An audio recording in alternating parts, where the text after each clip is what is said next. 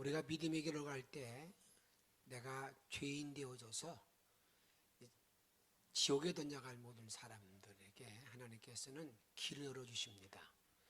예수를 믿고 십자가를 믿고 난 모든 자들에게는 의롭다함, 칭의, 거듭남, 구원, 이 길을 열어주신다 그랬어요. 근데 내가 구원의 길을 받고 난 다음에 내 앞길에는 그냥 순탄하게 잘 되어지는 길이 아니라 많은 갈등이 있다는 겁니다. 그것을 바울은 이렇게 인간의 실상을 말합니다. 내가 원하는 선을 행하지 아니하고 원하지 않는 악을 죄를 범하고 있다는 거예요. 얼마나 여러분 참 그런 걸 보기엔 얼마나 어렵습니까? 내 뜻대로 안 되는 거예요. 그래서 나는 비참한 인간이다 선언하고 난 다음에 이 바울 사도를 통해서 말하는 것은 우리에게 그 일을 다 이기는 길을 다 말씀합니다. 너희 그리스도 예수 안에 있으면 결코 정죄함이 없다. 그런 갈등에 빠질 필요 없다. 그 갈등에 빠지지 않고 나가는 모든 길을 말할 때 어떻게 말합니까? 우리에게 말하는 것은 우리가 이 죄와 사망의 법을 그 생명과 생명의 성령의 생명의 법이 생명의 성령의 법이 다 이겼다는 거예요. 아멘. 아멘. 그때 아멘 하세요. 아멘. 뭐가 이겼다고요? 예, 생명의 성령의 법이 죄를 다 끊어냈다. 오, 할렐루야. 이런 은총이 나에게 주어졌어요.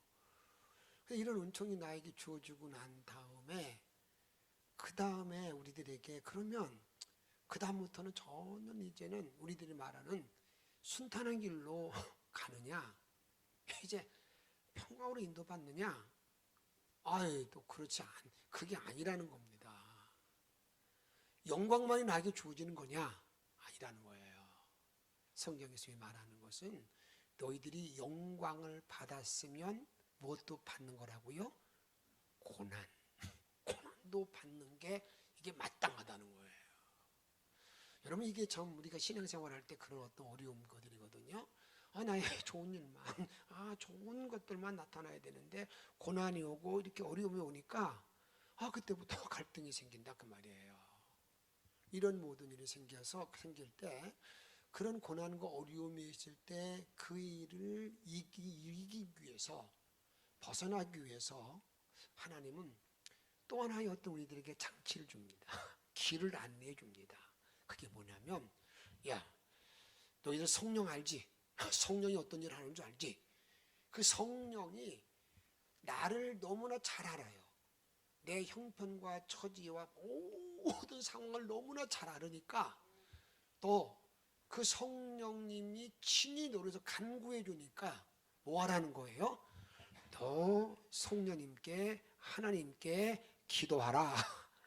아멘. 그러면 말이야 이제 너희들이 새로운 존재의 어떤 삶을 살아갈 수 있는 길이 있다는 겁니다. 다시 말씀드리면 내가 믿음의 길을 갈 때 여러분들에게 괜히 폼 잡지 마세요. 나는 뭐 절대 이런 그게 아니라 나의 약함, 나의 어리석음, 나의 참 불쌍함 이걸 먼저 내가 인정하라는 거예요. 그걸 인정하고 난 다음에 주님께 간구하면 우리 주님이 한번 따라 합시다. 친히 간구하시느니라. 내 모든 문제를 놓고 친히 간구해서 응답의 길로 인도한다는 거예요. 오늘 본문의 주제가 그런 주제로 드리는 거예요. 인간이 참으로 연약합니다. 참 강한 것 같잖아요. 참 연약한 존재인데 약한 존재인데 그 알렉산더 사전에 불가능이 없다라고 말했던 그 사람은 어떻게 마지막 죽은 줄 아십니까? 모기에 물려 죽었어요. 말라리아로. 그게 인간이에요. 사도행 12장에 보게 되면 그 당시에 헤롯이요 사람들 앞에 가서 막 연설합니다.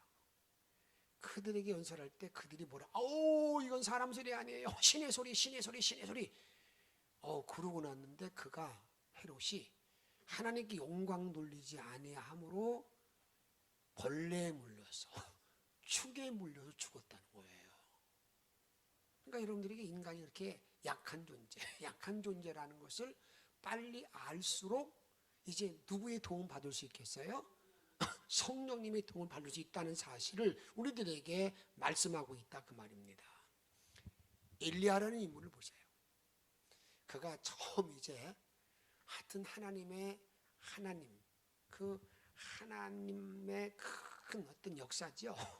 그 읽고 난 다음에 그 당시 왕이었던 아합과 모든 백성들에게 이렇게 말합니다. 내가 말할 때까지는 절대 우로가 피와 이슬이 내지 않을 거다 하고 딱 선언했어요. 그리고 난 다음에 어디 갔는지 몰라요.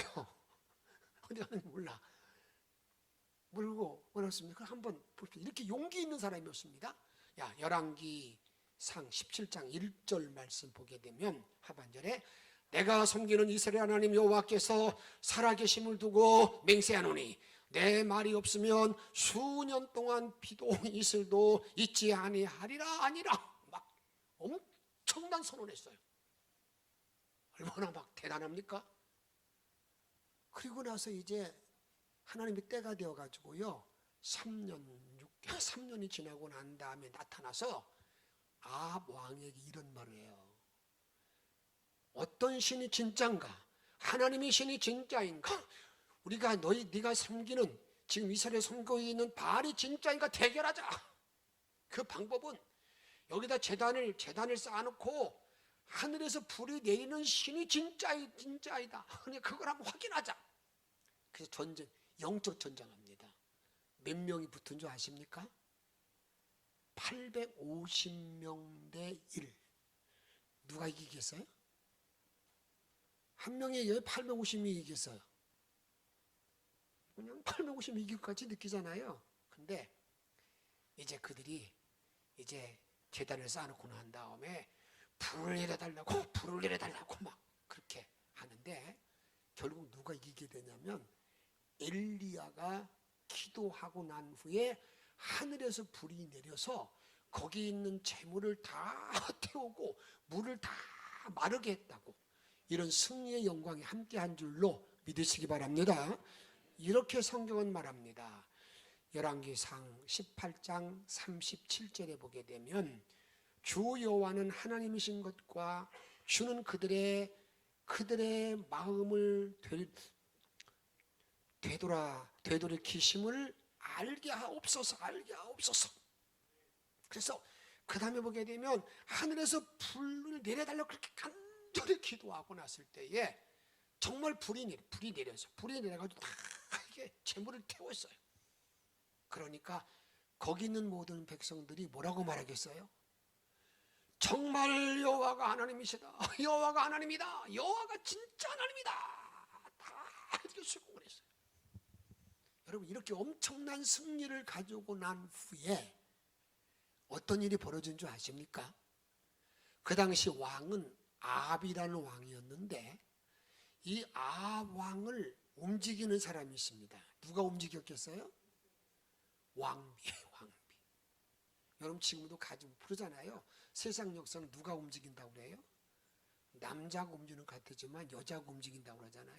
그 이세벨이 갑자기 그걸 보고 난 다음에 다 사람을 보내가지고 너 내일 이맘때까지 내가 너를 죽이리라. 그랬으면 여러분 어떻게 하시겠어요? 그런 말을 들었으면 뭐야? 야, 너 지금 하늘에서 불이 내신 하나님의 능력을 보지 못했어? 이거 깔보고 있네. 그렇게 해야 되잖아. 여러분 그렇게 하고 싶지 않아? 할 거죠? 그 말 그렇게 안 해요? 그런데 그 말을 듣고 난 다음에 엘리야는 뭐였냐면요, 주랭랑. 이야, 광야로 도망가가지고요 그 광야에서 하는 일을 보세요. 한번 성경을 보십시다. 광야에 도망가서 하는 일이 뭐냐면 열왕기상 19장 4절 말씀 크게 같이 읽도록 하겠습니다.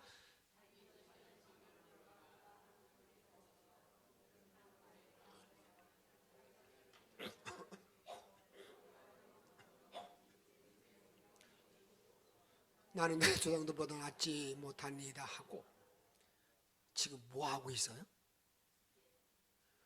광야에 들어가서 나 죽여주세요. 나 죽여주세요. 나 아무것도 아닙니다. 나 죽여달라고. 지금 우리들에게 지금 뭘 말하고 있는 거예요?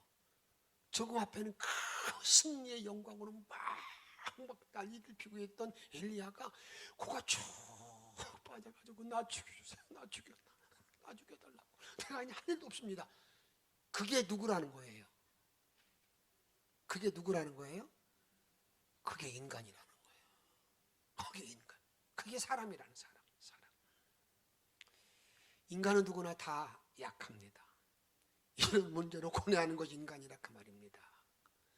그런데 오늘 말씀은 뭐냐면 이렇게 약하디 빠진 인간, 그렇게 좌절과 실망과 아픔 가운데 놓여 있는 그 인간에게 찾아오셔서 우리들에게 어떻게 말씀하는가? 8장 26절 말씀 읽습니다. 시작. 이와 같이 성령도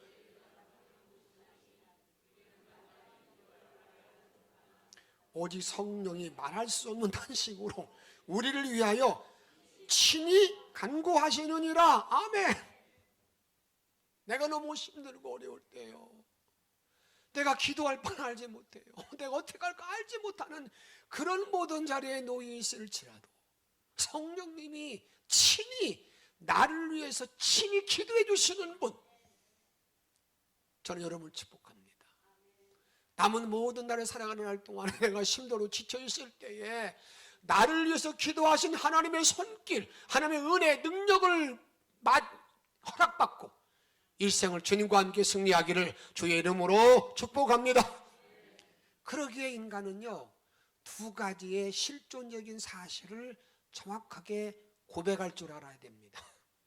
그 중에 하나가 뭐냐면요, 인간은 누구나 약하다. 누구나 인간은 약한 존재다라는 사실을 내가 인정하는 거예요.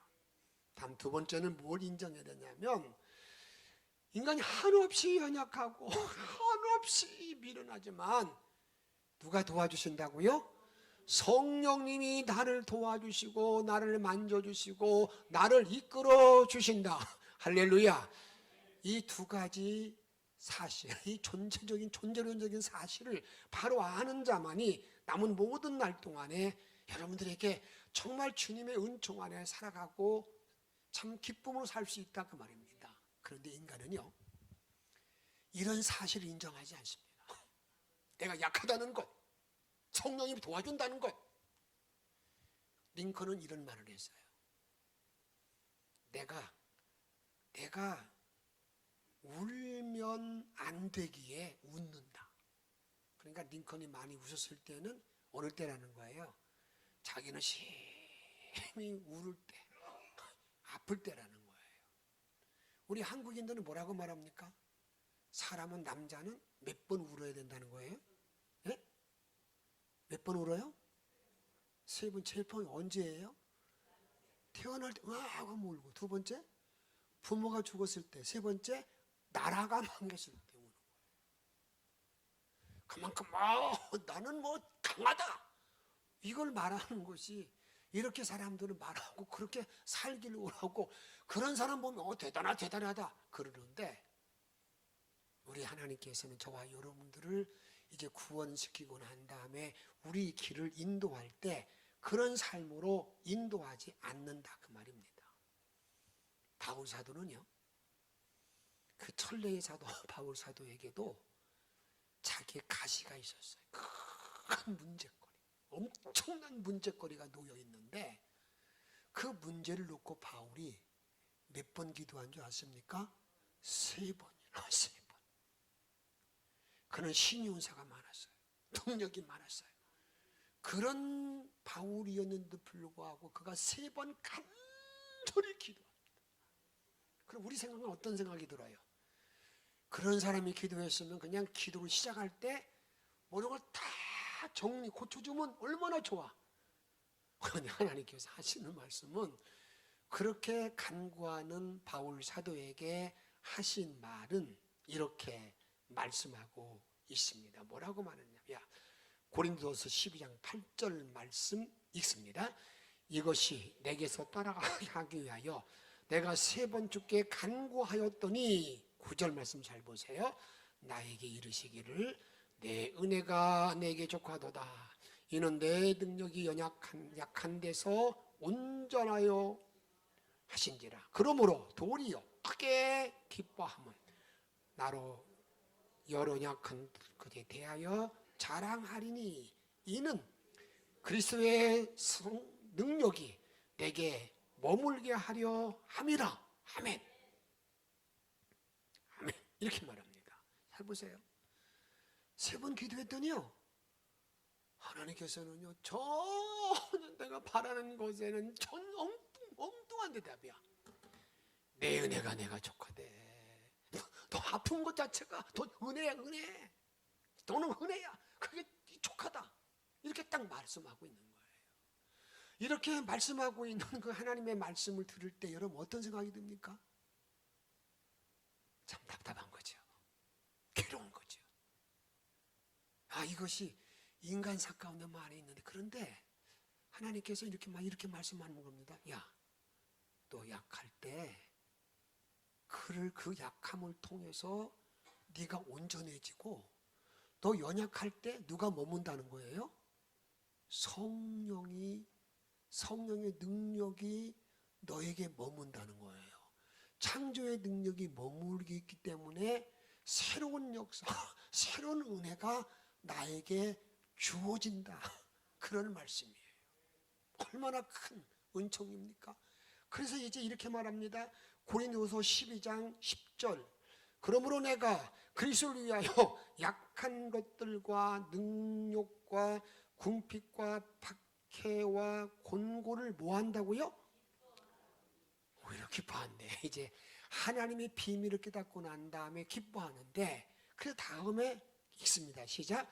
이는 내가 약한 그때에 강함이라. 할렐루야. 이게 하나님이 우리 문제를 풀어가는 비밀이에요. 내가 약할 때 강함이라. 약할 때 강함이라. 왜 약할 때 강한가? 강한 이유가 뭐예요? 그때 내가 온전해진대. 인격이 온전한 인격이 되어지고요. 그때 성령의 능력이 나에게 머무는 거야. 성령의 능력이 나에게 머물러가지고 이제는 창조 역사가 나에게 막 일어나는 거예요. 기적이 나에게 일어나는 거예요. 권세가 나에게 주어지는 거예요. 여러분, 그래서 이런 약한 것들은 하나님이 쓰시는, 나를 변화시키는 재료가 된다. 하나님의 그 재료다. 이렇게 우리들에게 지금 말씀하고 있다, 그 말입니다. 그러기에 신앙인은요, 문제에 대한 하나님의 해법을 찾는 게 너무 중요해요. 내가 약할 때 강합니다. 이런 원리를 아는 거, 이게 너무 중요하다, 그 말이에요. 고린도서 4장에 보게 되면 이렇게 말합니다. 4장 6절 말씀을 먼저 읽고 난 다음에 계속 보도록 하겠습니다. 4장 6절을 읽겠습니다. 어두운 데에 빛을 비추라 하셨던 그 하나님께서 하나님의 영광을 아는 빛을 우리 마음에 비추셨느니라. 여기 잘 보세요. 어두운 데에 빛이 비추라 하셨던 그 하나님께서, 지금 이게 어떤 장면이에요? 그렇죠. 천지창조 때 모습이잖아요. 흑암과 공허와 혼돈 가운데 있는 그곳에 빛이 서라. 그래서 창조가 일어나잖아요. 그 하나님이 저와 여러분들에게 어떤 은혜를 주냐면요, 그리스도의 영광을 아는 빛, 창조의 빛을 내 마음에 쫙 비추는 거야. 내 마음에 쫙 비추면 이제 내가 뭐가 일어난다는 거예요? 심령 창조. 심령 창조. 내가 하나님의 창조 역사가 나에게 나타난다는 겁니다. 그런 심령 창조가 나에게 주어지게 되면 어떤 권세가 나에게 주어지는 줄 아십니까? 오늘 저는 여러분들에게 이런 문제를 만날 때마다 그 문제를 잘 해결하는 하나님의 방법을 바로 깨닫고 이런 은총이 나에게 주어져야 되는데, 고린도후서 4장 7절에 보게 7절에 보게 되면 우리가 이 보배를 질그릇에, 이 보배가 뭐예요?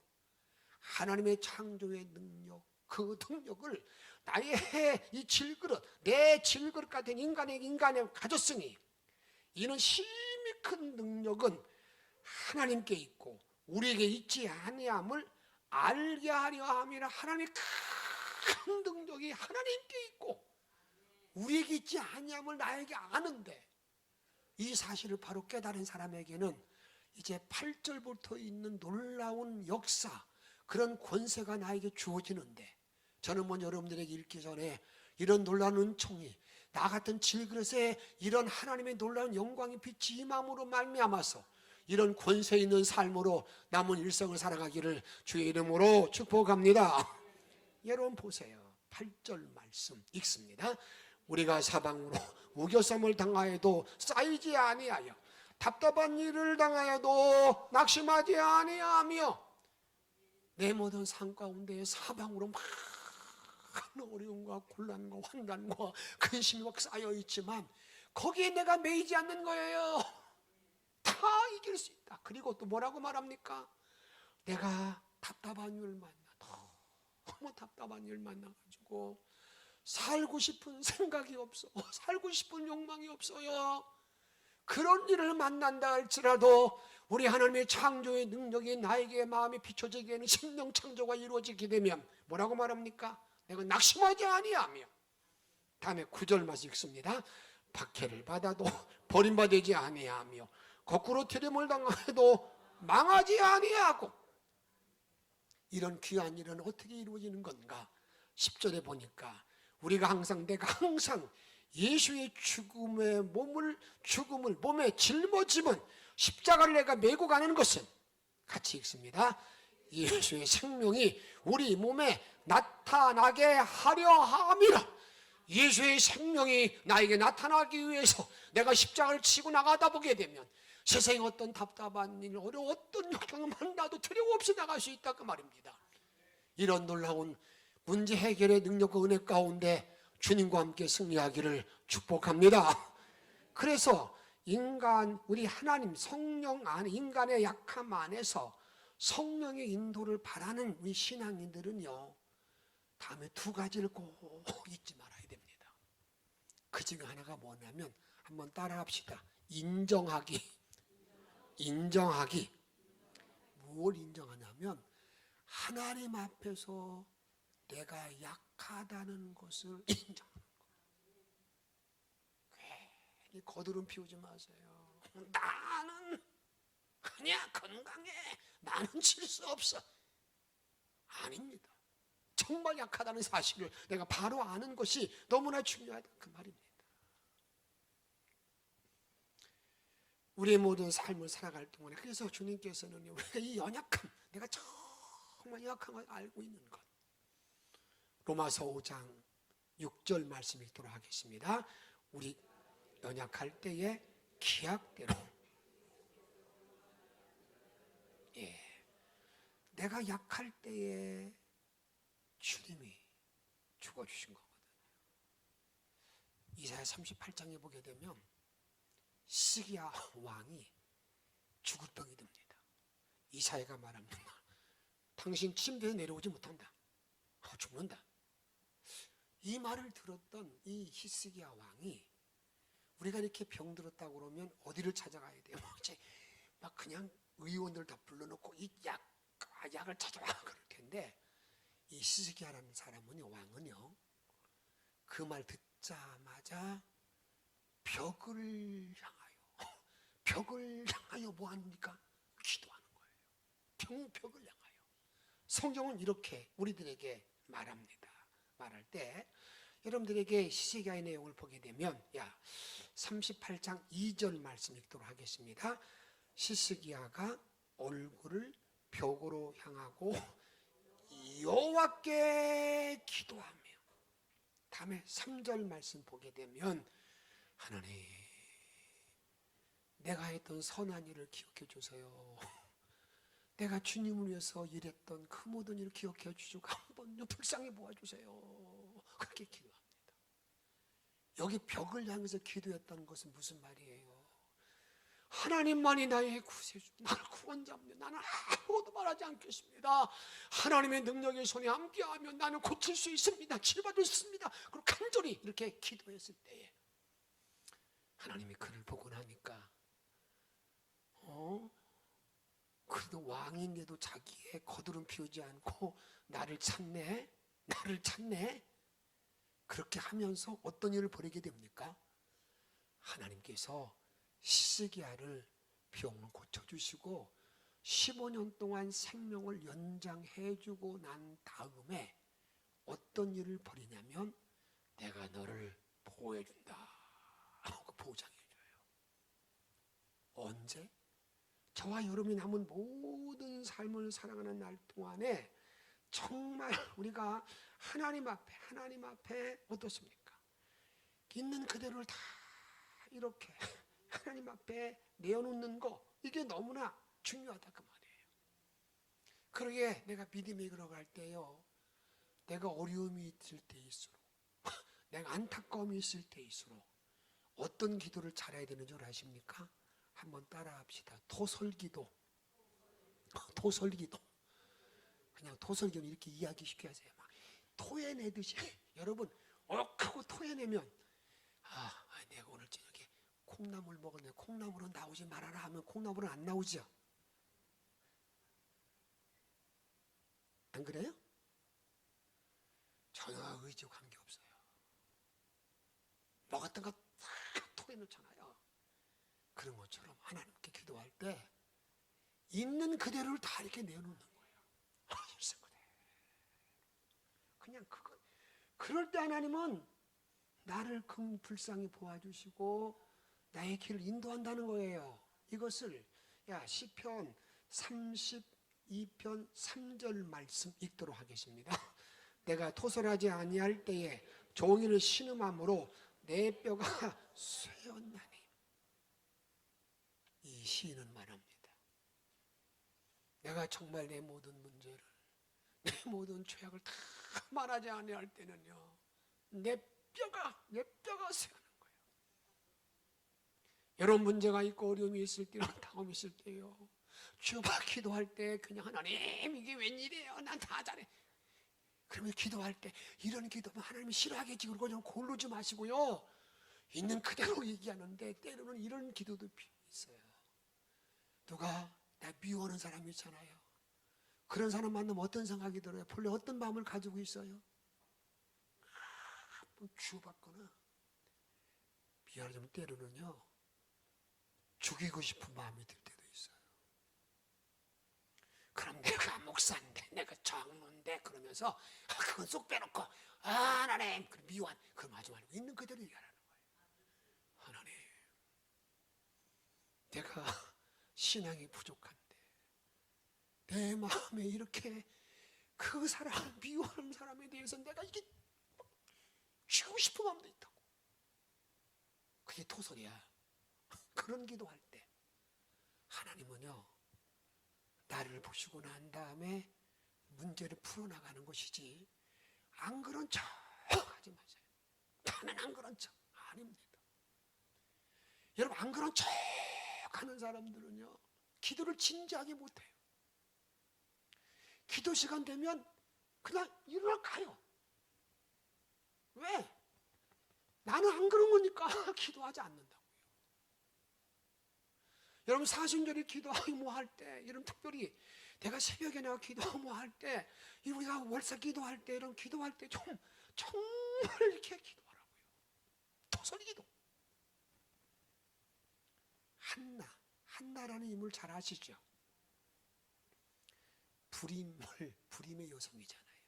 난임의 여성이잖아요. 근데 자기 남편이 얘기가 나한테 자녀가 없다고 또 하나 부인을 얻어왔는데, 불임나라는 이름이 있는 여자인데 오자마자 애기를 쑥 낳는 거야. 아이고. 애기 낳았던 불임나가 이제 아들을 낳고 나니까 내가 이 집의 주인이지. 그냥 모멸하고 그렇게 하니까 이 한나가 얼마나 괴로워요. 얼마나 괴롭냐고요. 근데 남편을 사랑해. 내가 너를 사랑하는데 7 아들보다 낫는 아들로 이렇게 사랑한다 그 말이에요. 그런 자리 그렇게 사랑을 받는데도 불구하고 너무너무 답답하니까 그가 어디 갔습니까? 성전에 가서 기도합니다.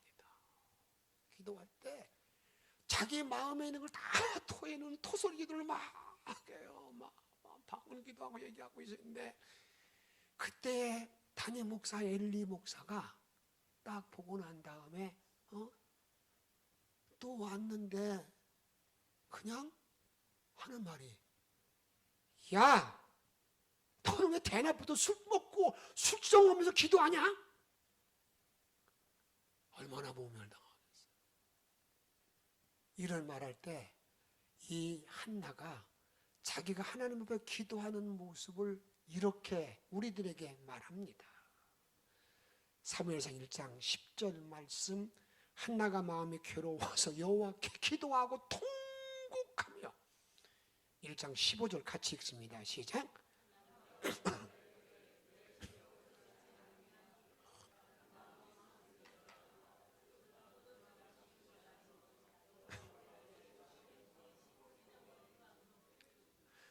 나 그런 여자 아니라고요. 내 하나님 앞에 내 심정을 토한 것밖에 없어요. 내가 토설기도 하고 있는 거예요. 토설기도. 그러면서 나를 악한 여자로 보지 마세요. 그리고 난 다음 하나님 어떻게 하셨습니까? 응답하시잖아요. 아들도 주고요. 모든 형통하게 인도했다는 사실을 우리들에게 말씀하고 있지 않습니까? 여러분, 내가 기도할 때, 내가 삶을 살아갈 때 내가 약함을 인정하는 것, 약함을 인정하는 것. 다음 2번째는요, 이 약함을 알고 난 다음에 그걸 가지고 자꾸 누구를 만나면 되고 어떻게 하면 되고 돈만 있으면 되고 돈도 2억만 있으면 된다, 그런 마음을 갖지 마시고요. 그런 모든 상황, 아픔을 누구한테 연결하는 줄 아십니까? 하나님께, 성령께 연결시키는 거예요. 성령과 딱 돼가지고 이제 뭘 일을 할 수, 성령이 일하도록 딱 연결시키는 거. 이게 중요하다 그 말이에요. 여러분, 그리할 때 하나님의 성령의 능력이 나에게 임하게 된다 그 말씀입니다. 하나님은 오늘 이렇게 말씀하고 있지 않습니까? 친히 나를 위해서 탄식하고 한식하신 분이기 때문에 하나님 나를 불쌍히 모아주시고요. 그리고 우리 성령, 우리 하나님께서는 내가 길바를 알지 못해도 내 길을 안내요, 인도한다 그 말입니다. 우리가 8장 27절 말씀 읽도록 하겠습니다. 마음을 살피시는 이가 성령의 생각을 아시나니 이는 성령이, 하나님이 간구해 주시는 거예요. 그래서 로마서 이 8장에 보게 되면 성령이 하시는 역할을 몇 가지 하고 있는데, 모든 정죄로부터 해방, 결코 정죄함이 없나니. 그리고 내 생각이 5만 가지 생각이 있는데, 야, 성령은 우리를 어떻게 인도한다고요? 내 생각을 생명과 평안으로 나를 인도한다는 거예요. 또 성령은 13절에 보게 되면 영으로서 그 몸의 행실을 다 죽이도록 해줘요. 다음에 오늘 16절에 보게 되면 하나님의 영이 나한테 있어서 너는 하나님의 아들이야, 내 아들이야, 내 아들, 이렇게 말합니다. 오늘 26절에 보게 되면 한번 따라합시다. 친히 간구해 주신다. 간구해 주신다. 그러게 성령은요, 이론이 아니에요. 이론이 아니야. 내가 맛보고 내가 체험해야 이런 권세 있는 신앙을 살아갈 수가 있는 거예요. 저렇게 그렇게 하지 마시고요. 구경하지 마시고요. 내가 이번에 부흥회할 때도 내가 그런 성령 체험을 기도하는 거예요. 그래서 내가 체험하는 거란 그 말이에요. 그런 모든 일 속에서 여러분, 누가복음 1장 35절에 보게 되면 마리아에게 임할 때 천사가 이런 말합니다. 성령이 내게 임하시고 지극히 높으신 이의 능력이 능력이 너를 덮으리니 성령의 능력이 나를 덮는다는 거예요. 그리고 목회의 모든 일들도요, 여러분 성령이 목회하도록 맡기고 이끌어 주셔야 되지, 내가 막 이렇게 오해하지 마세요. 바울 사도가 고린도 교회를 개척할 때 그는 이런 말을 합니다. 2장 4절 말씀 읽도록 하겠습니다. 내 말과 내 전도함에 설득력이 있는 지혜의 말로 하지 아니하고 성령의 나타남과 능력으로 하여, 내가 심히 떨면서 나 이제 결단했다, 나 이제 결론 내렸다, 이 남은 모든 날 동안에 이제 내 지혜, 내 지식으로 하지 아니하겠다, 성령의 나타남과 능력으로 목회하겠다. 사랑하는 여러분, 교회 목회뿐만 아니라 모든 삶도 마찬가지입니다. 이 내 모든 삶에 성령의 능력과 나타남으로 일생을 살아갈 수 있는 저와 여러분의 생이 다 되기를 주의 이름으로 축복합니다. 제가 지난 주일에 이런 말씀을 드렸어요. 41년 만에 별방교회에서 저를 청해서 말씀을 같이 나누자고 그러는데 정말 나는 정말 이해가 되지 않는다고 그랬었습니다. 아니 그냥 거기서 제가 2년 3개월밖에 있지 않았고, 그것도 30대 때 그냥 그때 만났던 적인데, 그래서 이번에 가서 제가 하나님의 깊은 사랑을 알게 됐어요. 주님이 저를 정말 위로하는, 이제 뭐 제가 은퇴 뭐 다 됐잖아요. 정말 위로하는 그런 하나님의 은총의 사랑을 이렇게 많이 담고 왔어요. 그 교회에 남편이 최근현 장로인데 아내가 김용순 권사인데 88세예요. 그 교회 박준환 목사에게 이런 말을 했다고 하더라고요. 그 영원 전도사님이 커나갈 때 내가 그렇게 울었는지 모르겠다, 엄청나게 울었다고. 내가 그 권사님은 뭔가 아니에요. 그 떠나갈 때 정말 많이 울었는데, 근데 저는 그 교회 저 떠나갈 때 전 정말 미안했어요. 왜? 뭔가 2년 3개월 만에 떠나는데 그 권사님이 저한테 만약 이렇게 하잖아요. 그때 오실 때 27살이었잖아요. 근데 27살이 맞아요. 27살이. 근데 그의 말을 할 때 그렇구나. 그 교회가 전임자가 교회를 짓기 위해서 족자를 하나 팔려고 그러다가 안 돼가지고 80만 원 있던 그 건축비를 가지고 그 일을 하다가 150만 원 빚주고 나니까 그냥 밤에 떠나셨다 그랬어요. 그러니 그 교인들 마음이 얼마나 힘들고 어려웠겠어요. 근데 온 사람은 이제 새파란 30도 안 된 전도사가 왔으니까. 그런데 그곳에 2년 3개월 있는 동안에, 여러분 제가 자세히는 말씀드리지 못하지만 150만 원 다 빚을 갚고요, 교회하고 그 다음에 옆에 있는 주택하고 진입로 그 땅에 한 80만 원 드는데 다 그거 갚고 사놓고 제가 떠났기 때문에 그들 생각에는 이런 마음이더라고요. 그 이용원 전도사 정말 고생만 지리하고 갔다고. 저는 그렇지 않은데 그렇게 한 마음이기 때문에 항상 그 마음 때문에 그리움이 있었던 것을 제가 알게 되었어요. 떠나게 될 때 정말 친정집에 간 것처럼 많이 뭐 사주고 뭐 하면서 그런 마음이 지나고 그러고 왔습니다. 그러고 나서, 그런데 아빠 김종순 권사님이 떠날 때 여러분 떡을 줬는데 뭐 그때 줄 때는 어디 모르고 넣어놨었으니까 모르죠. 집에 와서 보니까 어떻습니까? 무슨 떡이요? 무슨 떡이도 이런 거를 낮엔 일부는 하나. 무슨 떡이죠? 시루떡. 누가 시루떡을 해줬어요? 시루떡을 해줬는데 조금 해준 게 아니라 박스로 그냥 박스로 하나 보내줘에다 또 그때 부흥회하고 나서 그들이 잔치 안 나오고 백설기를 했는데 백설기 또 하나 해서 보내줬었어요. 집에 와서 보니까 이거 다 먹을 수 없고 그래서 오늘 여름 점심 때 이게 시루떡 좀 하고 백설기 조금씩 먹을 때 그 떡인 줄 알고 드시면 돼요. 여러분 그런데 그들이 저에게 거기에 있는 모든 분들이 제가 가서 보니까 부부간에 있을 때 남편과 아내가 신앙생활을 아내만 나왔던 교회에 있는 분들은 남편이 이미 세상을 다 떠났더라고요.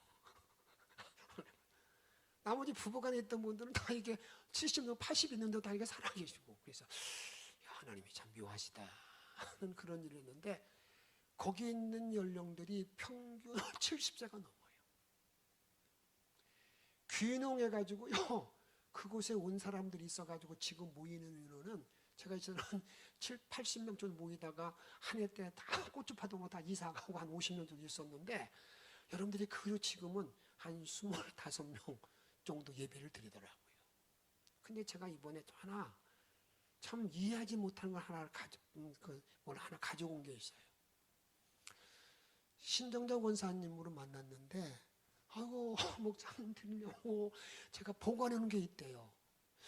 뭘 주려고 보관했을까? 그런데 딱 주는데 보니까 사진 2장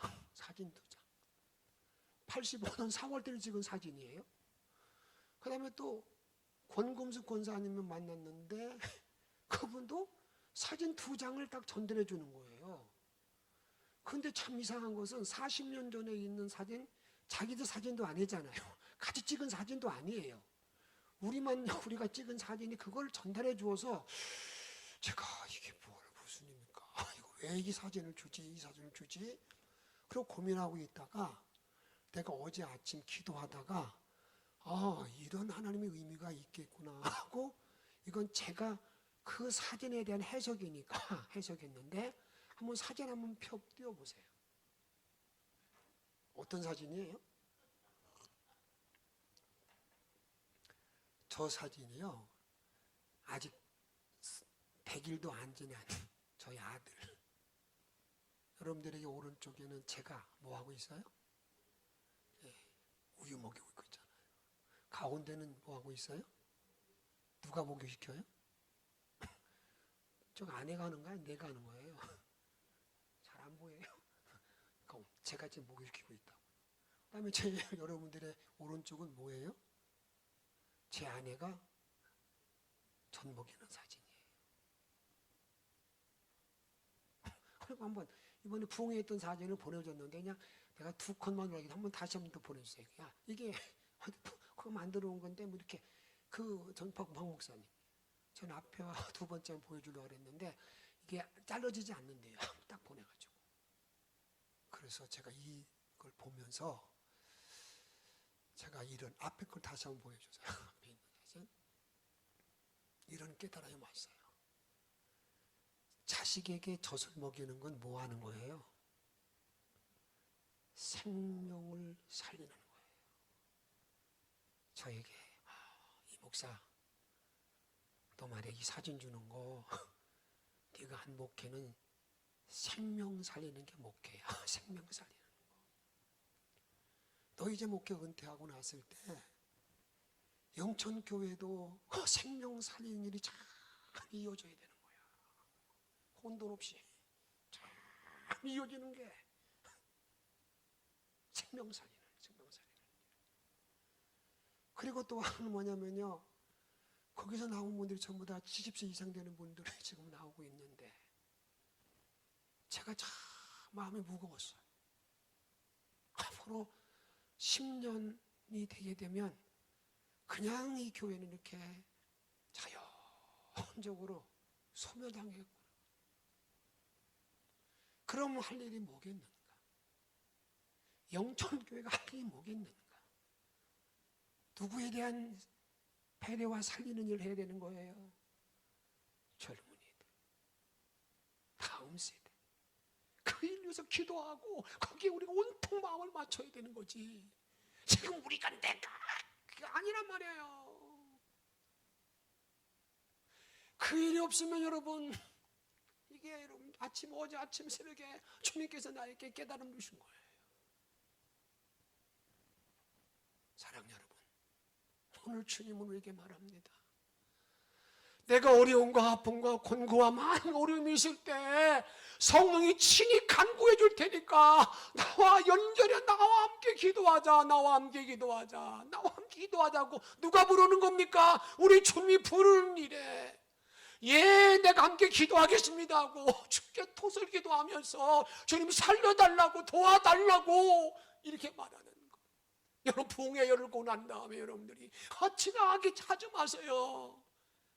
이번 기회가 아니면 기회가 없을 분명히 알고요, 이번에 생명이 전수되지 않으면 안 되는 분명히 알고, 이제 여러분 그 일을 위해서 간구하는 가운데 하나님의 뜻을 이룰 수 있는 저와 여러분의 생명 살리는 일에 우리가 최선을 다하여 우리 주께 기쁨 되는 저와 여러분의 생이 되어지기를 주의 이름으로 축복합니다.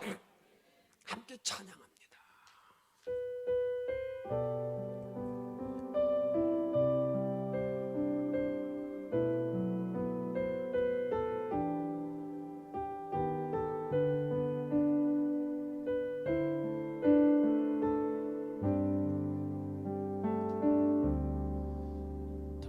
당신이 지쳐서 기도할 수 없고 눈물이 빗물처럼 흘러내릴 때 주님은 아시네 당신의 약함을 사랑으로 돌봐주시네.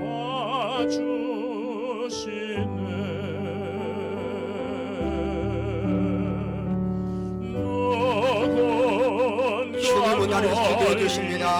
기억하시기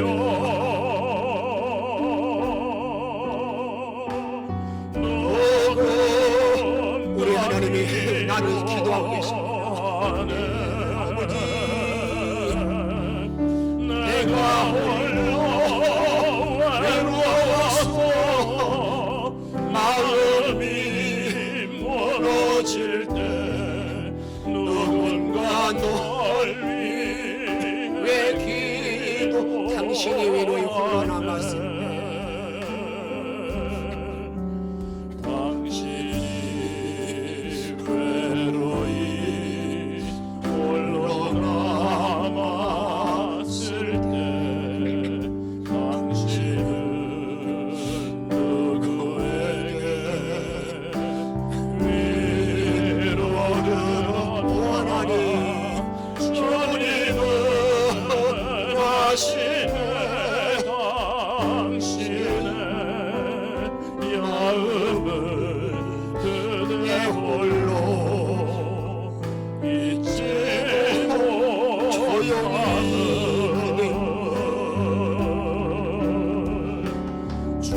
주님이 탄식하며 기도하십니다.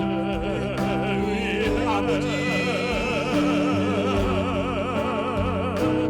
성령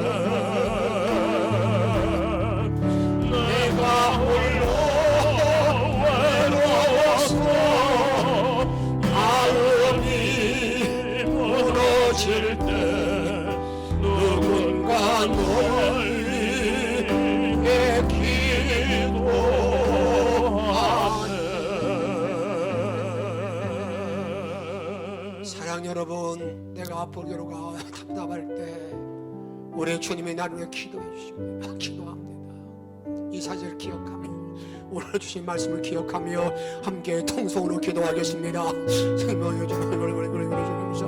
하나님, 내가 세상 사는 모든 날 동안에 정말 주님을 사랑하게 하는 너가 나를 기도하는 은혜를 하게 도와주시옵시고 너에게만 사랑하게 도와주시옵시고 놀라운 믿음으로 배우러갈 수 있는 너의 은혜의 모든 자리에 들어갈 수 있도록 아무리 인도하여 주시기를 원합니다. 성령하는 운동하는 것만에 눈만 바라볼 수 있도록 아무리 도와주시기 도와주시기를 원합니다. 주님의 그 권능으로 함께 도와주시기를 원합니다. 놀라운 말씀으로 함께 도와줄 줄로 믿습니다. 주님 생명력으로 함께 임하여 주옵소서. 오늘 권능하는 은총으로 하나님만 바라볼 수 있도록 아무리 인도하여 주옵소서. 성령의 역사 속에 살아갈 수 있도록 걸어주시는 원하나이다. 남이 오시는 믿음을 주옵시고 남의 행위를 주옵시고 눈을 열어주소서. 이 감사함을 누르게 도와주시옵시고 몇 누구에게 도와주시는 원합니다.